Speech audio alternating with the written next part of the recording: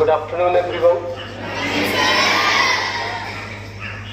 ये कहानी जिसके लिए आज हम सब यहीं पे इकट्ठा हुए हैं, ये आज हम ट्रिब्यूट दे रहे हैं, एक श्रद्धांजलि दे रहे हैं, होमेज दे रहे हैं उनको जिन्होंने भारत हिंदुत्व, अपने धर्म की रक्षा के लिए अपने प्राणों को न्यौछावर किया।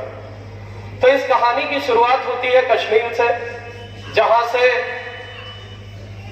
हिंदुइज्म के कुछ लोग गुरु तेग बहादुर जी के पास आए और उनसे कहा कि मौजूदा शासक इतना ज्यादा अत्याचारी है कि वो हमारा जबरन धर्म परिवर्तन करा रहा है, तो आप किसी भी तरह से इसको रोकिए। गुरु जी ने उनकी समस्या को सुना और उनसे कहा कि इस समय देश की रक्षा के लिए किस बड़ी शहादत की जरूरत है। उस समय गुरु गोविंद सिंह की अवस्था मात्र 9 साल थी और इनका नाम था गोविंद राय, जो कि इनके बचपन का नाम था। ये वहां पे बैठे थे तो चिंता इस बात की हुई कि वो बड़ी शहादत देगा कौन। तो गोविंद राय खड़े हो गए और बोले कि पिताजी, ये सब आपकी शरण में आए हैं, तो इनकी नजर में आपसे बड़ा और कौन होगा। पिता ने समझ लिया कि पुत्र का इशारा है कि वो जिस शहादत की जरूरत है और जिसकी आप बात कर रहे हैं, वो शहादत आपकी होनी चाहिए। लेकिन फिर भी पिता ने पूछा कि बेटा, तुम सिर्फ 9 साल के हो, तुम्हारे राज्य और तुम्हारी रक्षा कौन करेगा अगर मैंने शहादत दे दी तो वो कहते हैं कि मैं जब 9 माह तक मां के उदर में था, गर्भ में था, तब मेरी रक्षा परमपिता परमात्मा ने की। अब तो मैं 9 साल का हूं, तो वो परमपिता परमात्मा भी मेरे साथ है और मैं खुद भी अपनी रक्षा करने में सक्षम हूं। ऐसा सुन करके अपने वीर बालक के मुंह से गुरु तेग बहादुर जी ने दिल्ली जाकर के अपना बलिदान दे दिया। उनका कटा हुआ सिर जब गोविंद राय के पास आनंदपुर में पहुंचा, तो उस दृश्य का छोटा सा वर्णन मैं आपके सामने कर रहा हूं कि हाथों में शीश पिता का ले भीगी आंखों से खड़ा रहा। हाथों में शीश पिता का ले भीगी आंखों से खड़ा रहा। भारत का भाल ना झुकने दूं, वो इतनी जिद पर अड़ा रहा। भारत का भाल मतलब भारत का माथा, मस्तक, मैं झुकने नहीं दूंगा, इतनी जिद पे वो खड़ा रहा।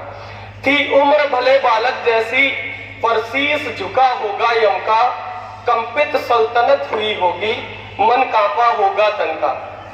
सर्वस्व समर्पित करने का जो मन में प्रण कर लेता है, वो होकर अमर और पूजित दुनिया का यश भर लेता है। सर्वस्व समर्पित करने का जो मन में प्रण कर लेता है, वो होकर अमर और पूजित दुनिया का यश भर लेता है।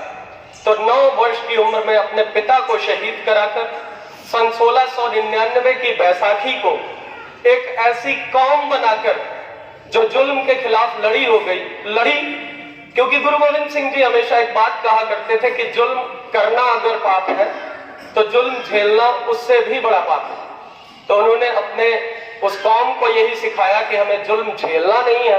अपने बच्चों को इसी बात की शिक्षा दी और आनंदपुर का किला जब इनको छोड़ना पड़ा और छोड़ करके जब ये चमकौर की गढ़ी में पहुंचे, तो वहां पे 2 बड़े बेटे जिनकी उम्र 16 साल और 13 साल थी, अजीत सिंह जी और जुझार सिंह जी, 40 सिखों के साथ थे। बाहर 10 लाख की फौज थी। तो अंदर से बालक बड़ा वाला वो बोलता है कि पिताजी, आज मुझे युद्ध में जाने की आज्ञा दे दो। तो वो अपने पिता से कहता है कि अजीत हूं, युद्ध में जीता ना जाऊंगा और जीता जो गया तो फिर जीता ना आऊंगा। मतलब मेरा नाम अजीत है, मुझे युद्ध में कोई जीत नहीं सकता और अगर मैं हार गया तो मैं वापस नहीं आऊंगा। बेटे के मन से ऐसी बातों को सुन करके पिता ने उसको कंधे पे हाथ रखा और कहा कि जाओ बेटा और अमर हो जाओ। अपने आप जाकर उस किले की छत पर खड़े हो गए और देख रहे हैं कि बेटा किस तरीके से दुश्मनों के साथ लड़ रहा है और जितनी बार भाला उसके शरीर के आर पार होता है, उतनी बार पिता खड़े होकर के जयकारे लगाता है। बड़ा बेटा शहीद हो गया तो दूसरा बेटा आया, बोला आज पिताजी आपने मेरे साथ अन्याय कर दिया। आप बड़े भैया से ज्यादा प्यार करते हो इसलिए आपने उनको युद्ध में भेज दिया आपको मुझ पे भरोसा नहीं है, इसलिए शायद आपने मुझे युद्ध में नहीं भेजा। अपने वीर बालकों की बातों को सुन करके जिस तरह पिता का सीना गर्व से चौड़ा हुआ, उसे भी गले से लगाया और वर दे दिया कि जाओ अमर हो जाओ। दूसरा बेटा भी धर्म के नाम पर कुर्बान कर दिया। जब वहां से निकले तो किसी सिंहों ने कहा कि गुरुदेव आपके बेटों की लाशें पड़ी हैं, कम से कम इन पे कफन तो डालते चले। तो कहते हैं कि यहां पे सिर्फ मेरे बेटों की लाशें नहीं है, यहां पे ये जो भी लोग मरे पड़े हैं वो सब मेरे बेटे हैं। तो मेरे पास इतना कपड़ा नहीं है कि मैं सबकी लाशों पे कफन डाल दूं। तो इसलिए अपने बेटों की लाशों पे कफन भी न डाल करके ऐसे ही वहां से निकल गए। उसके बाद बारी आती है छोटे बच्चों की, जिनकी उम्र महज 9 साल और 6 साल है, जोरावर सिंह जी और फतेह सिंह जी। उनको भी उस हुकूमत के सामने पेश किया जाता है, जहां जैसा पहले मैम ने बताया धर्म परिवर्तन के लिए, राजेश सर ने बताया धर्म परिवर्तन के लिए उन पर जोर डाला जाता है, लेकिन वो धर्म परिवर्तन नहीं करते और अपने धर्म पे अडिग रहते हैं। तो आदेश होता है कि इनको जिंदा दीवारों में चिन्हवा दिया जाए। और उस दीवार को जब चिन्हवाया जा रहा था, दीवार जब गर्दन तक पहुंची तो बड़े भाई की आंखों में आंसू आ गए। छोटा भाई कहता है क्या हुआ, क्या डर गए मौत से?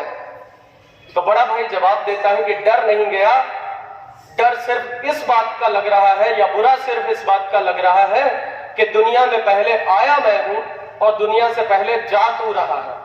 काश मेरी शहादत पहले हुई होती, क्योंकि दीवार छोटे वाले के सर तक पहले पहुंच गई।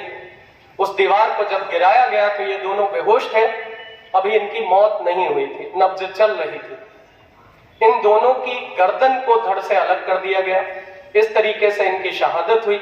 जब इनकी दादी को यह समाचार पता लगा तो उन्होंने भी अपने प्राण त्याग दिए।